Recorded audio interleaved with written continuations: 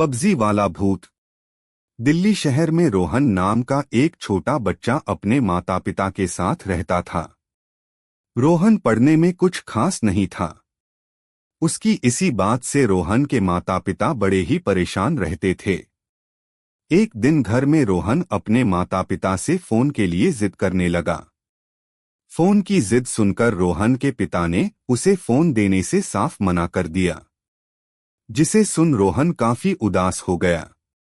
जिसके बाद रोहन ने अपने माता पिता से कहा, पापा, मेरे दोस्त स्कूल प्रोजेक्ट का सारा काम फोन से ही करते हैं, जिस वजह से उनके हमेशा मेरे से अच्छे मार्क्स आते हैं। मैं ही उनसे हमेशा पीछे रह जाता हूं। ये सुन रोहन की मम्मी रोहन को फोन दिलाने के लिए राजी हो गई और उन्होंने अपने पति को भी रोहन को फोन दिलाने के लिए मना लिया। जिसके बाद रोहन के पिता ने ये शर्त रखी कि वो रोहन को पुराना फोन ही दिलाएंगे। ये बात सुन रोहन बहुत खुश हो गया। अगले ही दिन रोहन के पापा ने उसे एक पुराना फोन लाकर दे दिया, जिसे देखकर रोहन बहुत ही खुश हुआ। कुछ दिन तक रोहन फोन का सिर्फ उतना ही इस्तेमाल करता था जितनी उसे जरूरत होती। लेकिन एक दिन अचानक रोहन के एक दोस्त ने उसे पबजी गेम के बारे में बताया, जिसे सुनकर रोहन को बड़ी ही रुचि आई और उसने उस गेम को अपने फोन में डाउनलोड कर लिया। गेम को डाउनलोड कर रोहन अपना पूरा दिन उसी में बिताने लगा। कुछ समय बाद रोहन फोन का आदी हो गया, जिसे देख उसकी मम्मी ने रोहन पर गुस्सा करना शुरू कर दिया। रोहन की मम्मी ने उसे समझाया कि उसे वो फोन जरूरत के समय इस्तेमाल करने के लिए दिया गया है। इतना कहकर रोहन की मम्मी वहां से चली गई। मम्मी की डांट सुनकर भी रोहन पर उसका कोई असर नहीं हुआ और वो फिर से खेल में लग गया। एक दिन रात में रोहन फोन पर गेम खेल रहा था कि तभी अचानक से उसके फोन की स्क्रीन ब्लिंक हो गई और फोन बंद हो गया। ये देख रोहन को लगा शायद फोन पुराना होने की वजह से बंद हो गया हो। ऐसा सोचकर उसने फोन को साइड में रख दिया। फोन रखते ही रोहन को एक आवाज सुनाई दी, रोहन। अपना नाम सुनकर रोहन थोड़ा घबरा गया। तभी रोहन ने पीछे मुड़कर देखा तो उसे कोई नजर नहीं आया। फिर रोहन अपने बिस्तर पर लेटा, उसे फिर से वही आवाज सुनाई दी, रोहन। इस बार सोहन अपने बिस्तर पर से उठ खड़ा हुआ। उसे फिर से आवाज आई, क्या हुआ सोहन, गेम क्यों नहीं खेल रहे तुम? ये सुन सोहन डर गया और अपने फोन की तरफ देखने लगा। उसने देखा कि फोन की स्क्रीन लाल हो गई, जिसे देख उसकी हालत बहुत ही खराब हो गई और उसने चिल्लाना शुरू कर दिया। उसकी चिल्लाने की आवाज सुनकर सोहन के माता पिता उसके कमरे में आ गए। पापा के पूछने पर रोहन ने उन्हें सारी बात बता दी, लेकिन उसके पापा को उस पर यकीन नहीं हुआ और सोहन को दिन भर गेम खेलते रहने की वजह से डांट कर चले गए। वही काफी देर सोचने के बाद सोहन की आंख लग गई। तकरीबन रात 12:30 बजे सोहन को कुछ महसूस हुआ। उसने देखा कि उसका बिस्तर और कमरे का सारा सामान हिल रहा है। उसे कुछ समझ नहीं आया। जब वो अपने बिस्तर से उतरा तो उसने देखा कि उसका फोन हवा में उड़ रहा है और उसके फोन से आवाजें आ रही है। सोहन, क्या हुआ? गेम क्यों नहीं खेल रहे तुम? अपने सामने इतना डरावना नजारा देख सोहन डरकर बेहोश हो गया। अगली सुबह जब वो उठा तो उसने अपने मम्मी पापा को सारी बात बताई, लेकिन उन्होंने सोहन की एक न सुनी। ऐसे ही दिन बीतते गए। कुछ दिनों बाद जब कुछ नहीं हुआ तो सोहन ने फिर से पबजी खेलना शुरू कर दिया। काफी रात हो गई थी और सोहन पबजी खेल ही रहा कि तभी सोहन को अपनी स्क्रीन पर एक डरावना चेहरा दिखा, जिसे देख वो डरकर कांप गया।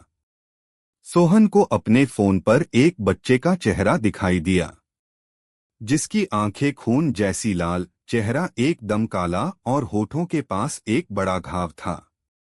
जिसे देख सोहन ने तुरंत अपना फोन फेंक दिया और जोर से चिल्लाया, मम्मी पापा। इतने में सोहन के मम्मी पापा उसके कमरे में आ गए। सोहन की बुरी हालत देख उसके मम्मी पापा डर गए। दोनों के पूछने पर सोहन ने उन्हें सारी बात बता दी। सब सुनने के बाद सोहन के पापा ने फोन की तरफ अपना हाथ बढ़ाया, लेकिन फोन हवा में उड़ गया और उसमें से आवाजें आने लगी। हाँ हाँ हाँ, क्या हुआ सोहन, अब तुम गेम नहीं खेलोगे? आओ खेलो, मुझे भी तुम्हारे साथ खेलना है। अपने सामने का नजारा देख रोहन के पापा समझ गए कि मामला कुछ गड़बड़ है। तभी सोहन के पापा ने कहा, मुझे पता कि तुम एक काली शक्ति हो, जिस पर बड़े समझदार लगते हो तुम, पर मेरे बारे में पता लगाना बहुत ही मुश्किल है। बस सोहन के साथ मुझे ये पबजी गेम खेलनी है। अगले ही दिन सोहन के पापा ने तांत्रिक को अपने घर में बुला लिया। तांत्रिक फोन को देखकर ही समझ गया कि इसमें कोई आत्मा है, जिसके बाद उसने ये बात सोहन के मम्मी पापा को बता दी। इस बात को सुन दोनों ही काफी डर गए और तांत्रिक से इसका समाधान निकालने के लिए उनसे कहा। जिसके बाद तांत्रिक ने मंत्र पढ़ना शुरू किया, आलतू जलालतू इस आत्मा के बारे में बता तू।